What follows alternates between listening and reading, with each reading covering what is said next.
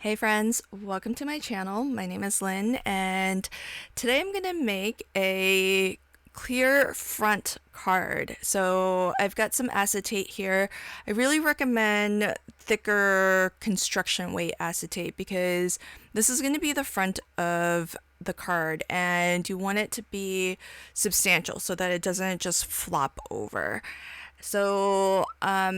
The specific acetate that I'm using is from Crafter's Companion, and I've got just an A2 panel here. Actually, I had an A2 card base that I just cut in half, so now I've just got a panel that is 4¼ by 5½. Now, with this acetate piece, I cut this to the same width, 4¼ but I cut it ½ an inch taller than what it needs to be. So this is 6 inches by 4¼ and I scored at ½ an inch. That gives me a ½ inch glue tab that I can then just glue to the back of the A2 panel that I cut down. And it's as easy as that to create a clear front to your card. And with this, there's some really fun things that you can do because you can have portions of the inside of your card visible and hidden at the same time. So you can have some things on the inside of the card that are visible when the card is closed, and then when you open the card it can reveal even more. So there's some fun things that you can do with this. What inspired my card today is actually a card that Martin Mayhem made, and his card is just gorgeous. It's so bright and fun. He's got a rainbow that's going through the clouds, and it's just really lovely. And his card is the inspiration piece for this month's Oh So Inspired collaboration hop that's organized by Call Me Crafty Al here on YouTube. And if you want to see how everybody else was inspired by Martin's card, expand the description box below and check out the playlist that Alicia put together on her channel. It's got all of our videos on there, so if you want to check all of them out, you can just hit play and you can just have it on autoplay, in fact, and when one video ends, the next one will begin. I have a feeling, my bet is Alicia's gonna use a rainbow because I know she loves rainbows. So I'm kind of curious to see which aspects of Martin's card inspired her. I was inspired by the clear front aspect of it. I think it's a lot of fun. I even just recently made one in my flip video, so I was really excited to see that this was our inspiration piece this month. Now, for me, what I'm using on my card today is, this is actually apologies in advance because it is sold out, but this is from Simon Hurley's Happy Spring collection that is available at Spellbinders. It's sold out at Spellbinders. I don't know if it's sold elsewhere, but this is such a big egg. Look at it. I've even cut a portion of it off, but if you use the entire egg, it would pretty nearly be your entire A2 card. I wanted to leave a little bit of white space up at the top, but what I did to attach the I love the kind of lacy look to it once you die cut it. What I did was I used a dotty tape runner on the back of this die cut, and that way there's just like little adhesive dots where there's actually cardstock. So where there's things cut out from the cardstock, those dots can really just work their way around those curvy edges. And when you run that dotty tape runner over a gap or some curves, then anything where there's not paper, those dots just stay on the liner. So it's really nice for occasions like these when you want to use a dry adhesive, because I find a dry adhesive sometimes works better on acetate. It sticks a lot faster than a liquid adhesive. A liquid adhesive would take forever to dry, and sometimes it could just peel off at the end of the day.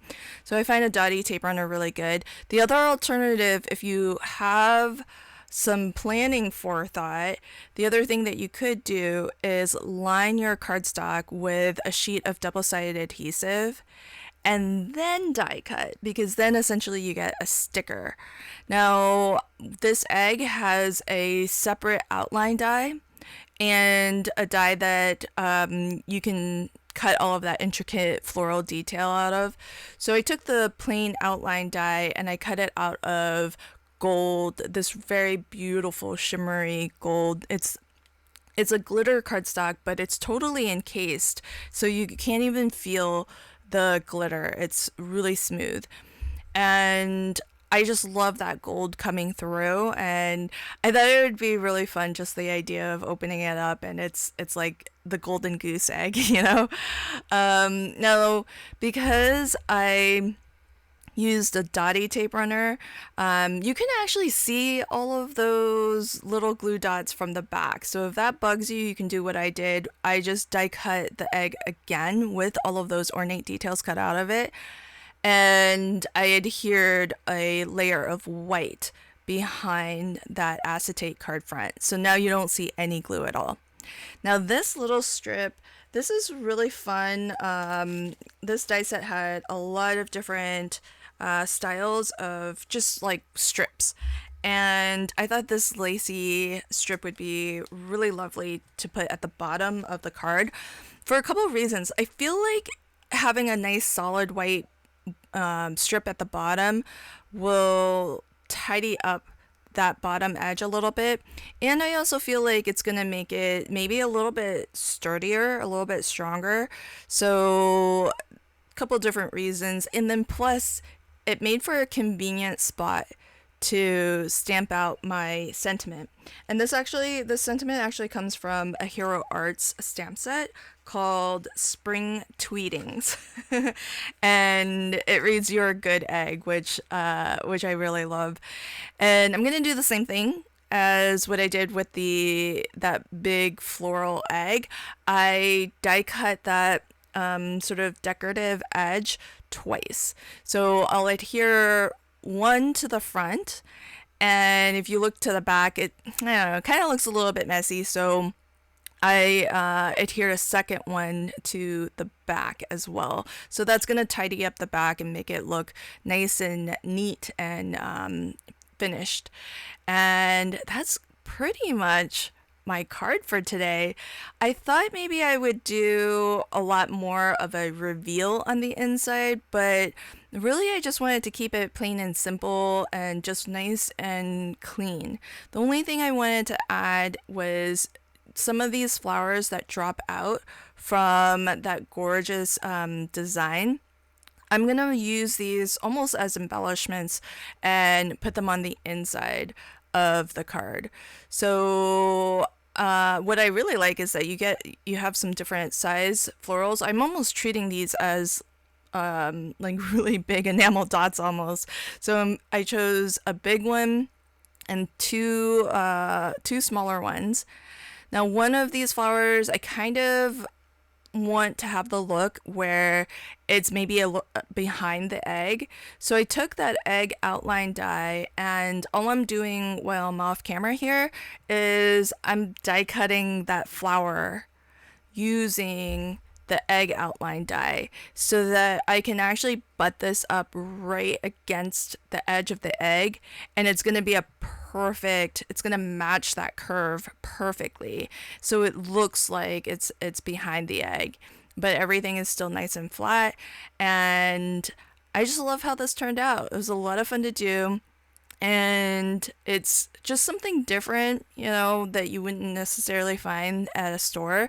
And that's the beauty of handmade cards. We can do special fun things like these and really brighten somebody's day.